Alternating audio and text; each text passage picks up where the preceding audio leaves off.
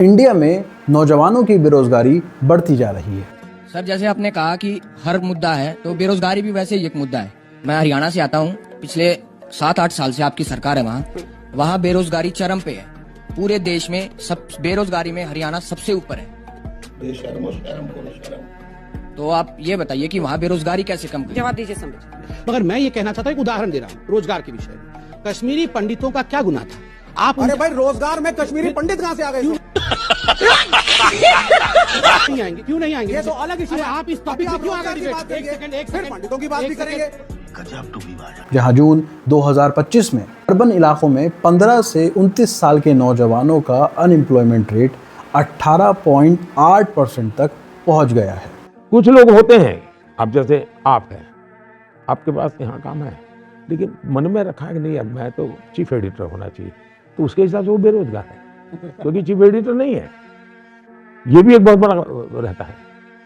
क्या बात है सर, क्या बात है सर, क्या बात है, ये बात है।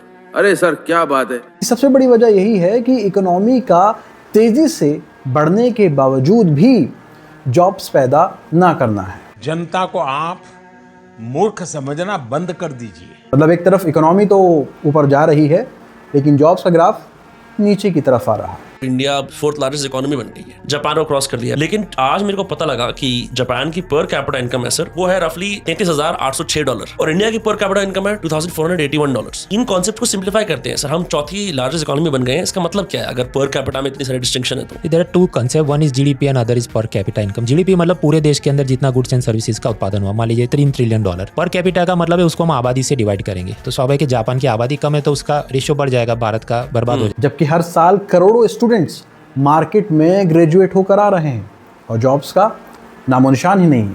बाहर निकलिए और जोमेटो और स्विगी के डिलीवरी पार्टनर्स जिन्हें कहा जाता है, वे बच्चे जो आपके घर पर आकर जोमेटो या स्विगी या इस किस्म की चीज़ों के सामान का आप तक पहुंचा रहे होते हैं, एक बार रोक कर पूछिए कि उनकी क्वालिफिकेशंस क्या है, आपको हैरानी होगी। आजकल तो मैं पाता हूँ उनमें से बहुत सारे लोग बीटेक के, बैचलर ऑफ टेक्नोलॉजी, ये वह पढ़ाई है, ये वह डिग्री है जिसके विषय में आज से 20 साल पहले तक भी यह माना जाता था कि बीटेक अपने आप में रोजगार पाने का श्योर शॉर्ट तरीका है। आज आपको बीटेक टेक्नोलॉजी में पढ़े हुए लोग आमतौर पर डिलीवरी पार्टनर्स के तौर पर, यानी कि जो काम उन्होंने इंजीनियरिंग स्कूल्स में सीखा था उससे भिन्न काम करते हुए बड़े पैमाने पे दिखाई देंगे, क्योंकि बीटेक के विषय में निजी क्षेत्र का कहना यह है कि इंजीनियरिंग कॉलेज से निकले हुए अधिकांश इंजीनियरिंग ग्रेजुएट्स एम्प्लॉयबल नहीं है। टेक्नोलॉजी, एआई और ऑटोमेशन की वजह से भी मजदूरी की जो जॉब्स थी उनमें कमी आई है, क्योंकि सब कुछ ऑटोमेट हो चुका है।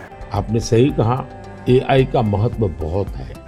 एजुकेशन सिस्टम आउटडेटेड है और स्किल्स की कमी की वजह से नौजवान मॉडर्न जॉब्स के लिए तैयार नहीं है। सबसे बड़ी प्रॉब्लम क्या है ना कि एक स्टूडेंट जो आया है उसके पर्टिकुलर स्किल सेट पे कोई काम नहीं कर रहा है। जैसे कि मान लो एक स्टूडेंट है, वो 10th में आज के समय पर, उसको सारे सब्जेक्ट पढ़ाए जा रहे हैं, SST, math, science, English, Hindi सब पढ़ाया जा रहा है। अब जब बात आती है स्ट्रीम सिलेक्शन की तो उसको ऑप्शन मिलेगा या तो पीसीएम, पीसीबी, कॉमर्स। क्या ये जो पर्टिकुलर ऑप्शंस हैं क्या ये इनफ है? इसके अलावा भी बहुत सारे ऑप्शन है। और इवन शॉकिंगली हमारे जो सीबीएसई का जो सर्कुलर है जिसमें सब्जेक्ट्स होते हैं उसमें इनके 10 टाइम्स ज़्यादा सब्जेक्ट है, 10 टाइम्स। बढ़ो दिखाते नहीं स्कूल का। रोबोटिक्स एक सब्जेक्ट है सीबीएसई के अंदर, पर स्कूल में अवेलेबल नहीं है। क्यों नहीं है? टीचर्स नहीं है, स्कूल वाले नहीं लाते, क्योंकि उसमें स्टूडेंट्स भी कम होते हैं। सारा गेम वो रेवेन्यू प्रॉफिट वाला आ जाता है, हाँ वो ऑप्शन ही नहीं देता। तो सब्जेक्ट भी बनाए हैं बट एग्जीक्यूट ही नहीं हो पा रहा है वो सब्जेक्ट। खास तौर पर ग्रेजुएट्स में अनएम्प्लॉयमेंट रेट 28% तक है। रूरल एरियाज में मौके कम होने की वजह से शहरों पर दबाव पड़ रहा है और इनइक्वालिटी और जेंडर गैप इसे मज़ीद बढ़ा रहे हैं। गवर्नमेंट की बहुत सारी स्कीम्स हैं, चाहे वो स्किल इंडिया प्रोग्राम हो या और दीगर कोई भी स्कीम, वो सही से सही जगह तक पहुंच नहीं पा रही है, और अगर जहां पहुंच भी रही है तो क्या हाल है ये हम सब बखूबी जानते हैं। तो आज के इस वीडियो में इतना ही था, बाकी सब चंगासी। मिलते हैं अगली वीडियो में।